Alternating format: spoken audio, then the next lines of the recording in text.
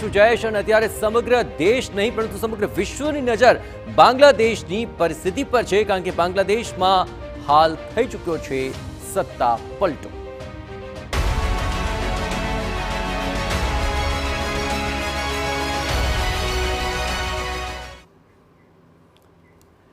સંસદ ભવનમાં યોજાય છે સર્વપક્ષીય બેઠક કે જ્યાં બાંગ્લાદેશની સ્થિતિ મુદ્દે વિદેશ પ્રધાને આપ્યું મહત્વપૂર્ણ નિવેદન કે બાંગ્લાદેશની સ્થિતિ પર કેન્દ્ર સરકાર સતત નજર રાખી રહ્યું છે।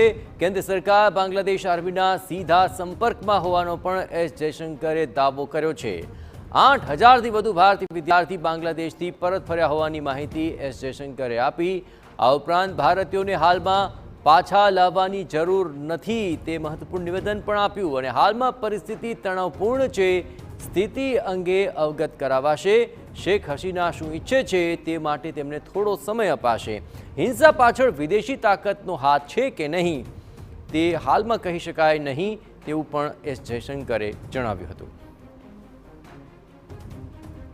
તો સમગ્ર પરિસ્થિતિ પર દેશ સતત નજર રાખી રહ્યો છે અને આગામી સમયમાં પરિસ્થિતિને ધ્યાનમાં રાખીને અવગત કરાવાશે। એસ જયશંકરે મહત્વપૂર્ણ દાવો પણ કર્યો છે કે બાંગ્લાદેશની આર્મી સાથે દેશની સરકાર સીધા સંપર્કમાં છે। આગામી દિવસોની અંદર ભારતીયોને પરત લાવવા કે નહીં તેને લઈને પણ તેમણે મહત્વપૂર્ણ નિવેદન આપ્યું અને કહ્યું કે હાલ પૂરતી ભારતીયોને પરત લાવવાની જરૂર નથી। 8,000 જેટલા વિદ્યાર્થીઓ છે તેઓ ભારત પરત ફરી ચૂક્યા છે। આ ઉપરાંત એડવાઇઝરી પણ કરી છે જાહેર કે આગામી સમયની અંદર બાંગ્લાદેશની અંદર લોકો મુસાફરી ન કરે અને કેન્દ્ર સરકાર સતત બાંગ્લાદેશની આર્મી સાથે સંપર્કમાં છે।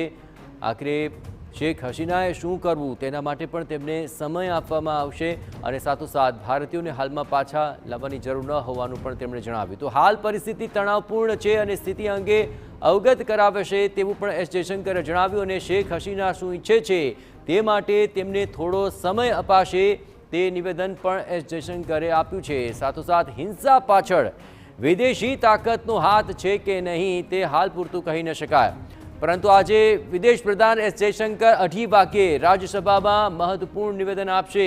સંસદ ભવનમાં સર્વપક્ષીય બેઠક અને તેમાં આજે 3:30 વાગ્યે લોકસભાની અંદર પણ બાંગ્લાદેશની પરિસ્થિતિને લઈને સ્પષ્ટતાઓ કરવામાં આવશે।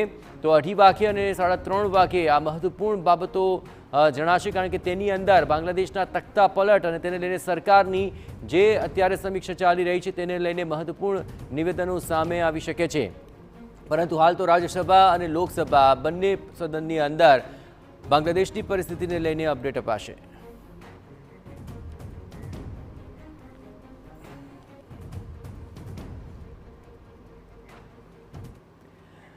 બાંગ્લાદેશમાં નવી સરકાર